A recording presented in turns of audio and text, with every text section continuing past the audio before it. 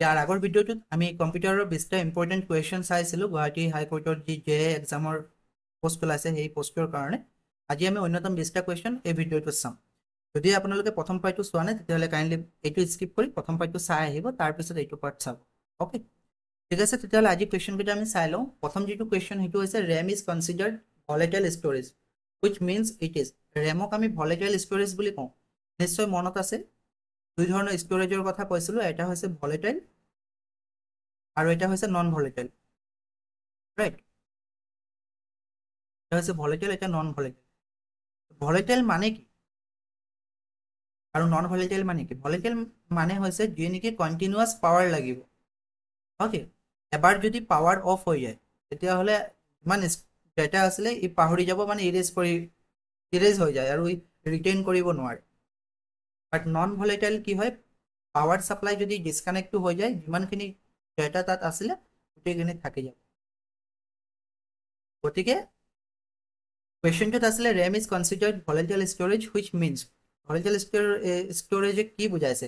Random নে permanent নে read only নে টেম্পৰেৰী? ভলেটাইলে বুজায় টেম্পৰেৰী। ভলেটাইল ষ্ট'ৰেজ যিবিলাক হয় এইটো টেম্পৰেৰী ষ্ট'ৰেজ হয়, পাৰ্মানেণ্ট। অ'কে, বাকী ৰেমৰটো full form random access memory, সেইকাৰণে ৰেণ্ডম অপশ্যনটো দিছে। ঠিক আছে, ৰমৰ ফুল ফৰ্ম কি? Read only memory. মনত থ'ব ৰেম ৰম এইকেইটা। Okay, next. There are specially designed computers that performs complex calculation extremely rapidly. এনেকুৱা এক প্ৰকাৰ কম্পিউটাৰ ডিজাইন কৰিছে যিবিলাক নেকি কমপ্লেক্সতকৈ কমপ্লেক্স কেলকুলেশ্যনকেইটা পাৰফৰ্ম কৰে। আৰু তেনেকুৱা ধৰণৰ কম্পিউটাৰক কি বুলি কোৱা হয়? ছুপাৰ কম্পিউটাৰ নে ছাৰ্ভাৰ নে মেইন ফ্ৰেমছ নে ডেস্কটপ? এনেকুৱা ধৰণৰ কম্পিউটাৰক কোৱা হয় super computer. Option A. Which of the following is widely regarded as the world's first supercomputer? চাৰিটা অপশ্যন আছে। CRAY1, PARAM 8000 অৰ্থাৎ Cray1 Porum 8000 ENIAC আৰু CGC 6600। কুৱেশ্যনটোত সুধিছে যে ইয়াৰ ভিতৰত, এই চাৰিটা অপশ্যনৰ ভিতৰত বিশ্বৰ প্ৰথম ছুপাৰ কম্পিউটাৰ কোনখন আছিলে? কোনটো আছিলে ছুপাৰ কম্পিউটাৰ বিশ্বৰ প্ৰথম? ভাৰতৰ কোনটো আছিলে সেইটো চাব লাগিব। কিমান চনত ডেভেলপ হৈছিলে, ক'ত ডেভেলপ হৈছিলে, কোনে কৰিছিলে, সেইকেইটা নোচোৱাকৈ নাযাব। এই কুৱেশ্যনকেইটা অনাৰ কাৰণটো হৈছে আমি গোটেইকেইটাতো একেটা ভিডিঅ'তে আমি কভাৰ কৰিব নোৱাৰিম।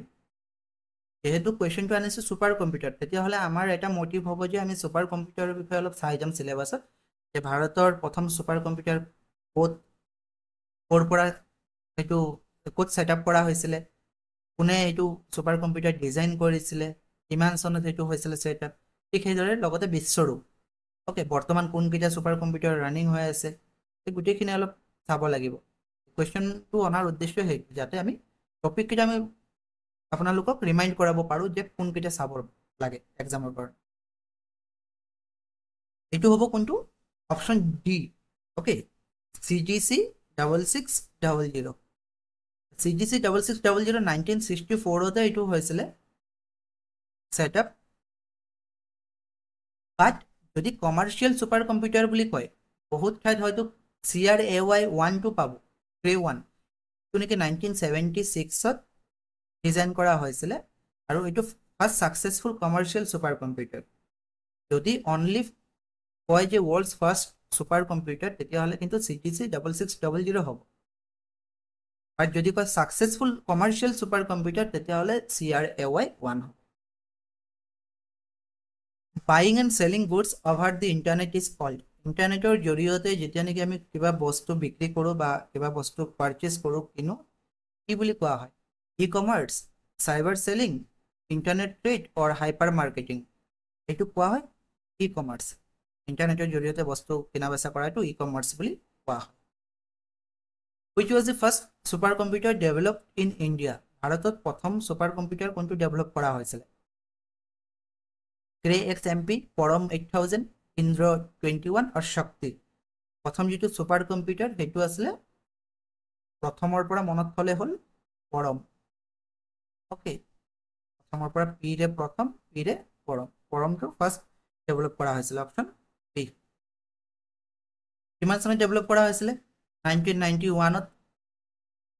Okay, Porum 8000 was developed in 1991 by the Center for development of advance computing okay car লিডাৰশ্বিপত develop কৰা হৈছে বিজয় ভাটকাৰ ডক্টৰ বিজয় ভাটকাৰৰ লিডাৰশ্বিপত সেইটো ডেভেলপ কৰা হৈছিলে ঠিক আছে পৰমৰ যিটো ফুল ফৰ্ম সেইটো কি হয় পেৰেলেল মেচিনটোকে পৰম বুলি নাম হৈছিলে which of the following is not a binary number যদি আমি 2023 অর্থাৎ প্রিভিয়াস ইয়ার কোয়েশ্চন কেটা চাইছো তেতিয়াহলে এই কোয়েশ্চনৰ আনসাৰ খুব সহজতে দিব পাৰিব কাৰণ বাইনাৰি সিস্টেমটো ম্যাথছৰ লগতো ৰিলেটেড হয় এডভান্স ম্যাথছৰ লগত আপোনালোকে জানে যত নেকি অনলি 0 আৰু 1 থাকে যত 0 আৰু 1 থাকিব সেইটো বাইনাৰি নাম্বাৰ বুলি ক'ব যদি 0 আৰু 1 তকৈ বেলেগ কিবা থাকে তেতিয়াহলে বাইনাৰি নাম্বাৰ নহয় কোয়েশ্চনত যেহেতু নট কৈছে তেতিয়াহলে অপচন ডি এটো আছে 1 2 3 1 আছে 2 3 সোমাই গৈছে তেনেকৈ বাইনাৰি নাম্বাৰ নহয় option D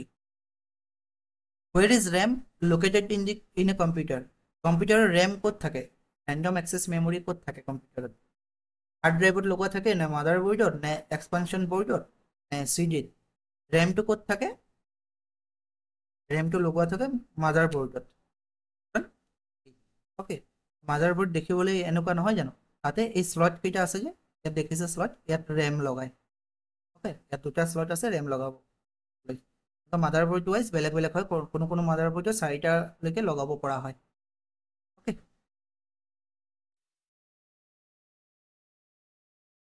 the dash enables your computer to connect to other computers আপোনাৰ কম্পিউটাৰটো বেলেগ কম্পিউটাৰৰ লগত কানেক্ট কৰিবলৈ কিহে সহায় কৰে নেটৱৰ্ক ইন্টাৰফেস কাৰ্ড NIC এটো ফুল ফৰ্ম আহে NIC নে ভিডিও কাৰ্ড নে আলু ফুল ফৰ্মও আহে নে সাউন্ড কাৰ্ড কম্পিউটাৰ এটা কম্পিউটাৰ আন এটা কম্পিউটাৰৰ লগত কানেক্ট কৰিবলৈ আমাৰ প্ৰয়োজন হয় NIC network interface card okay option A এটো ওয়্যাৰলেসও থাকে আৰু ওয়্যাৰড সিস্টেমও থাকে ঠিক আছে বাকি আলুটো চাব আলুটো এৰিথমেটিকৰ লগত জড়িত বেলেগ এটা কোৱেশ্চন পিছত পামি বাট কোৱেশ্চনটো আসলে যে কম্পিউটাৰ কানেক্ট কৰিবলৈ এটা কম্পিউটাৰ আন এটা কম্পিউটাৰৰ লগত কানেক্ট কৰিবলৈ কি প্ৰয়োজন হয় NIC প্ৰয়োজন হয় এটো NIC a set of pre-coded instruction executed by a computer কিছুমান pre-coded instruction থাকে ওকে কম্পিউটাৰ এক্সিকিউট কৰে হেতু কি বুলি কোৱা হয় প্ৰগ্ৰামছ কোৱা হয় প্ৰগ্ৰামেবল নে সফটওয়্যাৰ নে হাৰ্ডওয়্যাৰ pre-coded instruction যেটো হয় এটো প্ৰগ্ৰামছ বুলি কোৱা হয় নট সফটওয়্যাৰ ওকে কনফিউজ নহব বহুতে হয়তো সফটওয়্যাৰ ভাবিছিলে বাট প্ৰগ্ৰাম বুলি কোৱা হয় option A The instruction to a computer are given in dash language.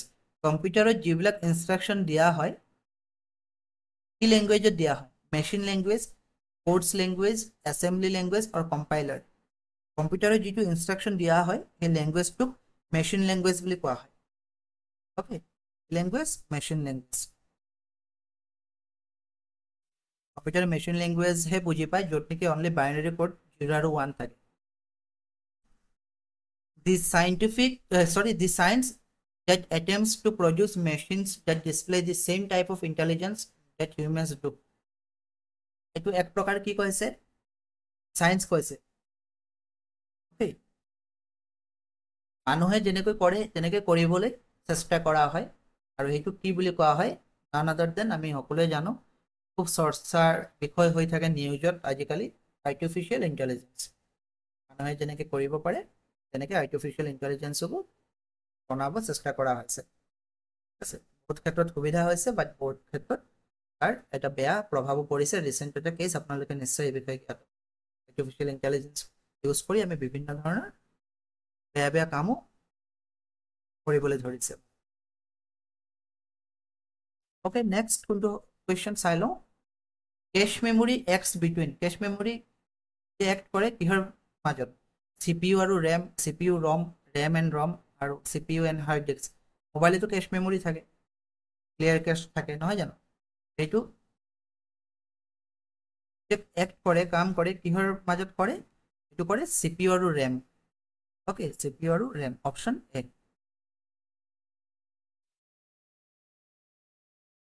Windows explorer কি হয় হোয়াট ইজ উইন্ডোজ এক্সপ্লোরার এক প্রকার ড্রাইভ হয় নে ওয়েব ব্রাউজার হয় নে নেটওয়ার্ক হয় নে ফাইল ম্যানেজার হয় উইন্ডোজ এক্সপ্লোরার ড্রাইভ তো নহয় ৱেব ব্ৰাউজাৰ হয়নে? ৱেব ব্ৰাউজাৰো নহয়। নেটৱৰ্ক হয়নে? নহয়। এইটো এটা ফাইল মেনেজাৰ হয়।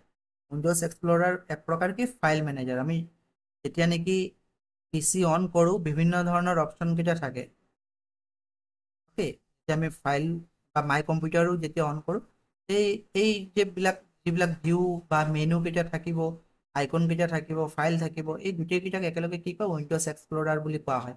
আৰু আজিকালি ইয়াক উইণ্ড'জ এক্সপ্লৰাৰ বুলি নকয়, ফাইল এক্সপ্লৰাৰ বুলি কোৱা হয়।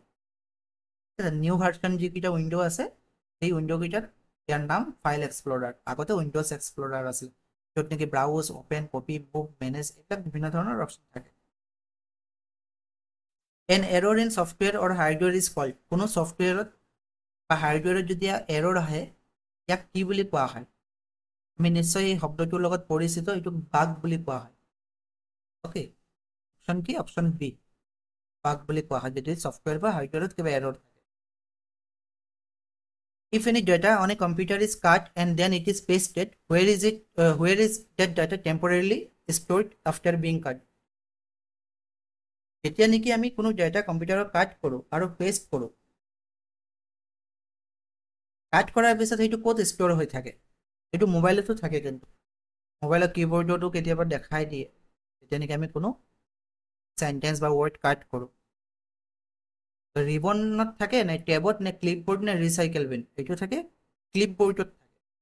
Okay, option C, clipboard. তেনেকৈ কম্পিউটাৰৰ ওলাই ক্লিপবৰ্ড বুলি। যদি আপুনি কাট কৰে ইয়াত গোটেইখিনি কি কাট কৰিছে বা কি পেষ্ট কৰিব লৈছে ইয়াত দেখুৱাই দিয়ে, শ্ব' কৰি দিয়ে। ক্লিপবৰ্ড বুলি কোৱা হয়। MS-DOS is DOS based operating system. MS-DOS হৈছে এক প্ৰকাৰ অপাৰেটিং চিষ্টেম। কিহৰ ওপৰত বেছ কৰি সেইটো কাম কৰে? ৰিমোট নে কমাণ্ড নে ৱেব নে প্ৰগ্ৰামিং? MS-DOSৰ ফুল ফৰ্মো চাই যাব আহে আৰু এইটো কাম কৰে কমাণ্ডৰ ওপৰত। Option B. Okay, option B. MS-DOSৰ যিটো ফুল ফৰ্ম সেইটো কি? Microsoft disk operating system. Full form এইবিলাক চাই যাব। Microsoft disk operating system. What will be the value of the following MS Excel formula? MOD দুটা নাম্বাৰ দিয়া আছে 11 and 3। যদি MS Excelত আমি ইকুৱেল টু মোড লিখি দেন 11 and 3 বুলি ব্ৰেকেটৰ ভিতৰত লিখোঁ, তেতিয়াহ'লে তাৰ ৰিজাল্ট বা ভেলু কি আহিব? 4 আহিব নে 3 আহিব নে 5 আহিব নে 2 আহিব? তাৰ কাৰণে MS Excelৰ সেই ফাংচনটো জানিব লাগিব। লাষ্ট টাইম 2023ত মেক্সৰ ফাংচন আহিছিলে যে মেক্সিমাম ভেলু উলিয়াবলৈ কোনটো ফাংচন ইউজ কৰে? মেক্স। ঠিক সেইদৰে মিনিমাম উলিয়াবলৈ মিন। মোড ফাংচনটো কিয় ইউজ কৰে? মোড ফাংচনটো ইউজ কৰে যেতিয়া নেকি আমি এটা নাম্বাৰেৰে আন এটা নাম্বাৰক ডিভাইড কৰিম। অৰ্থাৎ ইয়াত ডাঙৰ কোনটো? 11 আছে। 11ক যেতিয়া আমি 3ৰে ডিভাইড কৰিম তেতিয়া ৰিমাইণ্ডাৰ কি থাকিব? ৰিমাইণ্ডাৰ কি থাকিব? কি বাকী থাকি যাব? সেইটোৱে হৈছে মোড ফাংচন। যদি 11ক আমি 3ৰে ডিভাইড কৰোঁ তেতিয়াহ'লে 6 3 × 9 হয়। থাকি যাব কি? 2। 2 বাকী থাকিব, অপশ্যন হ'ব 2। Okay, option D. ইয়াত গোটেইখিনি মই কোৱা কথাখিনি আছে। মোড ফাংচনটো কি কৰে? ৰিমাইণ্ডাৰটোহে শ্ব' কৰিব এটা নাম্বাৰক আন এটা নাম্বাৰেৰে ডিভাইড কৰিলে। What will be the value of the following MS Excel formula? Already ক'লোৱে তাৰ আগৰ কুৱেশ্যনটোত যে মিন ফৰ্মুলা ইউজ কৰিলে একেবাৰে মিনিমাম যিটো ভেলু হয়, অ'কে, মিনিমাম যিটো ভেলু সেইটো উলিয়াই দিব। 11, 3, 7, 5ৰ মাজত আটাইতকৈ সৰু কোনটো? 3। গতিকে আনচাৰ কোনটো হ'ব? 3। Option B. Which Excel function returns the number of numeric entries in a range of cells? Question to is which Excel function returns the number of numeric entries in a range of cells? Excel যেটা ঘর থাকে এই ঘর কেইটাত যদি number entry করা থাকে, numeric বুলি কৈছে দেই, অনলি নাম্বার কাউন্ট কৰে। ধৰি লৈছে এইটো 1 লিখা আছে, ইয়াত 2 আছে, ইয়াত আকৌ A লিখিছোঁ, ইয়াত 3 লিখিছোঁ, ইয়াত আকৌ C লিখিছোঁ। যেতিয়া নেকি আমি এই সেল কেইটা সিলেক্ট কৰিম ইয়াৰে পৰা কোনকেইটা ঘৰত অনলি নাম্বাৰ আছে, অনলি নাম্বাৰ কৈছোঁ দেই, অনলি নাম্বাৰ, তেতিয়াহ'লে কোনটো ফৰ্মুলা ইউজ কৰিম? কাউণ্ট ইফ নে কাউণ্টাৰ নে কাউণ্ট নে সাম ইফ? কাউণ্ট ইফ নহয়, কাউণ্ট ইফ এইটো লজিকেল হৈ যায়, কাউণ্ট কৰিবলৈ তাত লজিক দিব লাগিব। দেন সাম ইফটো প্লাছ কৰিবলৈ, এই দুটাটো নহয়। থাকিলে কাউণ্টাৰ আৰু কাউণ্ট, যদি আমি অনলি নাম্বাৰ কাউণ্ট কৰিব লগা হয় তেতিয়াহ'লে ফৰ্মুলা ইউজ কৰিব লাগিব count formula COUNT count formula আৰু যদি নাম্বাৰ বা লেটাৰ সেইবিলাকো কাউণ্ট কৰিবলগীয়া হয় অৰ্থাৎ চেলত যিকোনো যদি এণ্ট্ৰি আমি কাউণ্ট কৰিব লগা হয় যে চেলটোত এণ্ট্ৰি কৰা আছেনে নাই ভেলু পুট কৰা আছেনে নাই তেতিয়াহ'লে কাউণ্ট ফৰ্মুলা বা ফাংচন ইউজ কৰে কাউণ্টাৰ ফৰ্মুলা কিন্তু আমাক কুৱেশ্যনততো কৈছিলে অনলি নাম্বাৰ কৈছিলে গতিকে কোনটো হ'ব কাউণ্ট হ'ব নাম্বাৰ অফ নিউমেৰিক এণ্ট্ৰিজ বুলি কৈছিলে গতিকে count option C the scrambling of code is known as কোডৰ যিবিলাক স্ক্ৰেম্বলিং হয় এইটো কি বুলি কোৱা হয় ইমেজ চাই আপোনালোকে নিশ্চয় বুজি পাইছে এইটো কোৱা হয় এনক্ৰিপশ্যন বুলি কোৱা হয় আজি 20টা কুৱেশ্যন আমি চালোঁ আশা কৰিছোঁ কুৱেশ্যনকেইটা ভাল পাইছে ইউনিক কুৱেশ্যন আছিলে আজি ইয়াৰ বিষয়ে ইতিমধ্যে জানে আপোনালোকে যদি আপোনালোকে অসমীয়াৰ কোৰ্চ ল'ব বিচাৰে যিহেতু এইটো কোৱালিফাইঙৰ কাৰণে হয় নিশ্চয় জানে ৰাইট কোৱালিফাইঙৰ কাৰণে হয় যে আপুনি 40% পাব লাগিব এনেকুৱা ধৰণৰ বিভিন্ন এক্সপিৰিয়েঞ্চ আছে বেলেগ মিডিয়ামত ষ্টাডি কৰি আহিছে হিন্দী মিডিয়াম হ'ব পাৰে ইংলিছ মিডিয়াম হ'ব পাৰে আৰু এক্সামত বিশেষকৈ গ্ৰামাৰ ৰিলেটেড কুৱেশ্যনকেইটা আহে অসমীয়া ব্যাকৰণ আৰু আপুনি বাকীকেইটা যিমানেই মাৰ্কছ নাপাওক কিয় যদি কোৱালিফাই নকৰে বাকীকেইটা মাৰ্কছ পালেও মিছা গতিকে যদি প্ৰিপেৰেশ্যন কৰিব বিচাৰে আমাৰ এটা বেচ চলি আছে বৰ্তমান প্ৰস্তুতি বেচ বুলি ইতিমধ্যে ক্লাছেছবিলাক কণ্টিনিউ হৈ আছে আপোনালোকে যিটো এপ আছে RG Tuition প্লে ষ্ট'ৰৰ পৰা ডাউনলোড কৰি তাত ডেমো চাব পাৰিব ফ্ৰী অফ কষ্ট কিছুমান MCQ দিয়া আছে সেইখিনিও